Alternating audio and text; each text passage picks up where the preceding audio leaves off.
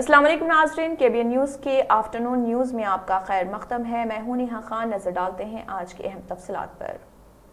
شہرت یافتہ soft where company Microsoft نے 16,000 کروڑ روپے کے سرمایہ کاری سے حیدرآباد میں 3 ڈاٹا سینٹرز قائم کرنے کا اعلان کیا۔ داؤس میں جاری ورلڈ اکنامک فورم کے اجلاس میں ریاستی وزیر IT و صنعت KTR کی موجودگی میں یہ اعلان کیا گیا۔ مائیکروسافٹ کمپنی نے گزشتہ سال ہی 3 ڈاٹا سینٹر قائم کرنے کا اعلان کیا تھا، مزید 3 ڈاٹا سینٹرز قائم کرنے کا فیصلہ کیا ہے۔ اس طرح مائیکروسافٹ کے جملہ 6 ڈاٹا سینٹرز حیدرآباد میں قائم ہو رہے اور سرمایہ کاری بھی دگنی ہوگی۔ ایک ڈاٹا سینٹر کی گنجائش 100 میگا واٹ ہوگی۔ مرحلہ وار اساس پر اس میں مزید توسیع دی جائے گی۔ KTR نے داؤس میں مائیکروسافٹ ایشیا کے ہیڈ احمد مظہری سے ملاقات کی، جس میں مائیکروسافٹ نے اپنی سرمایہ کاری کے توسیع حکمت عملی کا اعلان کیا۔ کلاؤڈ پر مبنی بنیادی سہولتوں کا اضافہ کرتے ہوئے عالمی سطح پر صارفین کو عمدہ خدمات فراہم کرنے کے مقصد سے اتنی بڑی سرمایہ کاری کر رہی ہے۔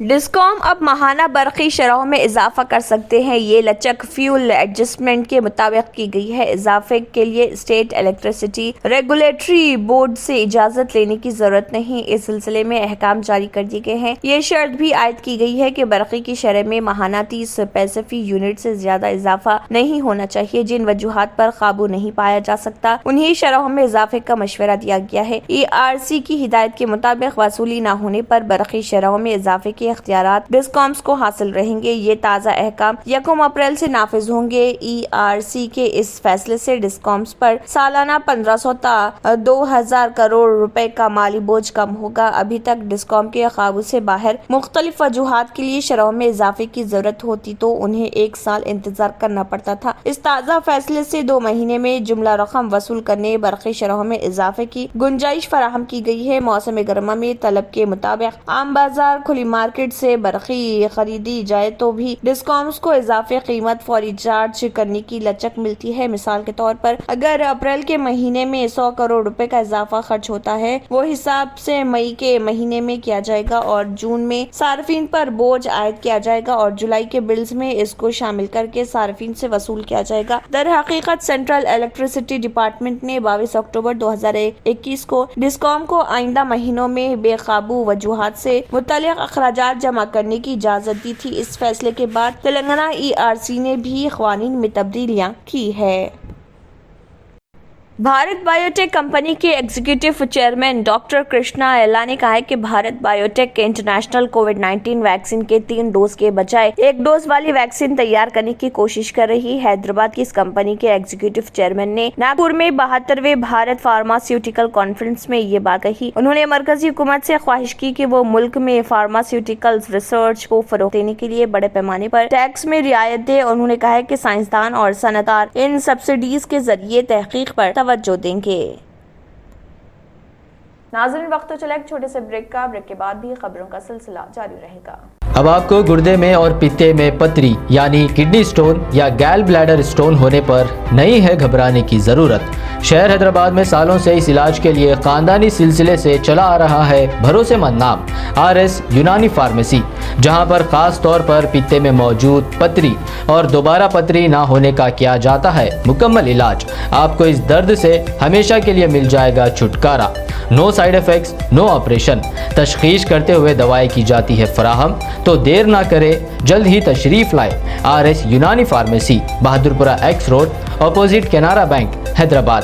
مزید تفصیلات کے لیے ربط کریں۔ بریک کے بعد کی خبروں میں دوبارہ آپ کا خیر مقدم ہے۔ بڑھتے ہیں مزید خبروں کی جانب۔ بالغ آبادی کے درمیان آدھار کا اجرا تقریباً مکمل ہونے کے ساتھ ہی ہندوستان کی منفرد شناختی اتھارٹی UIDAI نے رہائشیوں کو ان کی روزمرہ کی زندگی میں مسلسل مدد فراہم کرنے، ڈیٹا کی حفاظت کو مزید بڑھانے اور گڈ گورننس کو آگے بڑھانے میں اہم کردار ادا کرنے کے لیے 5 اہم شعبوں پر بات چیت اور کام کرنے کا فیصلہ کیا۔ 5 اہم شعبے ہیں: رہائشیوں کو مرکز میں رکھنا، آدھار کے استعمال میں توسیع، सिक्योरिटी और राजदारी, मुसलसल टेक्नोलॉजी की अपग्रेडेशन और आलमी मईशतों के साथ ताउन करना और SDG 16.9 सबको कानूनी शनाख्त फराहम करना हासिल करने की उनकी ख्वाहिश में मदद करना। क्यूडिया गुजरात में एक रोज़ा गौर ख़ौस सेशन में इन 5 अहम शोबों पर तबादला ख्याल किया गया। UIDAI के CEO डॉक्टर सौरभ गर्ग ने कहा है कि हमेशा इस बात तवज्जो देने की जरूरत है और रहेगी कि रिहायशियों की जिंदगी में आसानी को बेहतर बनाने और खिदमात हासिल करने में उनके तजुर्बे को बढ़ाने में किस तरह मदद की जाए। अथॉरिटी जिंदगी में आसानी और कारोबार करने में आसानी दोनों के लिए आधार के इस्तेमाल को बढ़ाने के तरीके तलाश कर रही और उन्हें अपना रही। इसका सैंडबॉक्स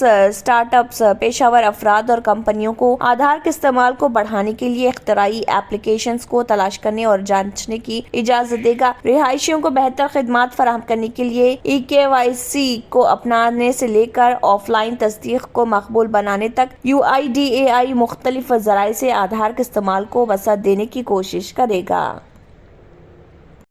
पाकिस्तान की वफाकी तहकीकाती एजेंसी ने हफ्ते को वज़ीर-ए-आज़म शहबाज शरीफ के बेटे सुलेमान शहबाज को 16 अरब रुपए के मनी लॉन्ड्रिंग केस में बेगुनाह करार दिया है। तहकीकाती एजेंसी ने लाहौर की एक अदालत में ज़िमनी चालान पेश किया जिसमें कहा गया कि सुलेमान और शरीक मुल्जिम ताहिर नकवी को कसूरवार नहीं पाया गया। जुलाई में एक ट्रायल कोर्ट ने उन्हें 16 अरब रुपए की मनी लॉन्ड्रिंग केस में एक और मुश्तबा के साथ मफरूर मुजरिम करार दिया था। FIA की रिपोर्ट के मुताबिक तहकीकाती टीम ने शहबाज खानदान के 28 बेनामी अकाउंट्स का सुराग लगाया जिनके जरिए 2008-18 से 16.3 अरब रुपए की मनी लॉन्ड्रिंग की गई थी, जिसके बाद तहकीकाती एजेंसी ने नवंबर 2020 में शहबाज और उनके बेटों हमजा और सुलेमान के खिलाफ इंसदाद बदउनवानी एक्ट की दफा और मनी लॉन्ड्रिंग की रोकथाम एक्ट के तहत मुकदमा दर्ज किया था। सुलेमान ने अपनी दरख्वास्त जमानत में कहा था कि अदालत को उन्हें मफरूर करार देने से पहले कानूनी तरीक़ेकार को मुकम्मल करने की जरूरत है, जिसके बाद अदालत ने 23 दिसंबर 2022 को इस केस में 5 लाख रुपए के जमानती मुचलके पर उन्हें अबूरी जमानत दी थी।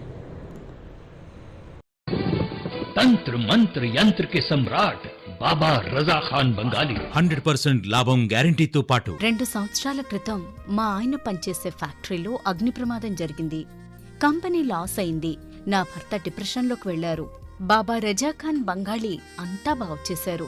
ఈ రోజు మా కంపెనీ భారతదేశంలోనే నెంబర్ 1 ఎక్స్పోర్ట్ కంపెనీ అయింది. నేను నిజాయితీగా పనిచేసినందుకు గత 3 సంవత్సరాలుగా ఒకే పోస్ట్ మీద పనిచేశాను. కానీ బాబా రజా ఖాన్ బంగాళీ ఆశీర్వాదంతో వెంటనే ప్రమోషన్ వచ్చింది. ఇప్పుడు నేను జనరల్ మేనేజర్ అయ్యాను. ఎవరితోనైతే నా అఫైర్ ఉందో నేను అతన్నే పెళ్లి చేసుకోవాలనుకున్నాను. కానీ వాళ్ళ ఇంట్లో వాళ్లకు ఇష్టం లేదు. వాళ్ళ అబ్బాయి కూడా వాళ్ళ మాటే వినేవాడు. కానీ బాబా రజా ఖాన్ బంగాళీ చమత్కారం చేశారు. అప్పుడు మా పెళ్లికి అందరూ ఒప్పుకున్నారు. ఉద్యోగం, వ్యాపారం, ఇంటి పోరు, ప్రేమ వివాహం, చేతబడి చేయబడిన వారు, భార్యాభర్తల మధ్య గొడవలు, పెళ్లిళ్లలో ఆటంకాలు, సవతిపోరు, ముట్కార్నీ వశీకరణ స్పెషలిస్ట్. నేను చేసిన పనిని ఎవరైనా సవాల్ చేస్తే వారికి నగదు బహుమతి. బాబా రజా ఖాన్, दिलसुख नगर, हैदराबाद। माँ फोन नंबर 9866372438। इसी के साथ केबीएन न्यूज़ के आफ्टरनून न्यूज़ इख्तिताम को पहुंचती है। अल्लाह हाफिज।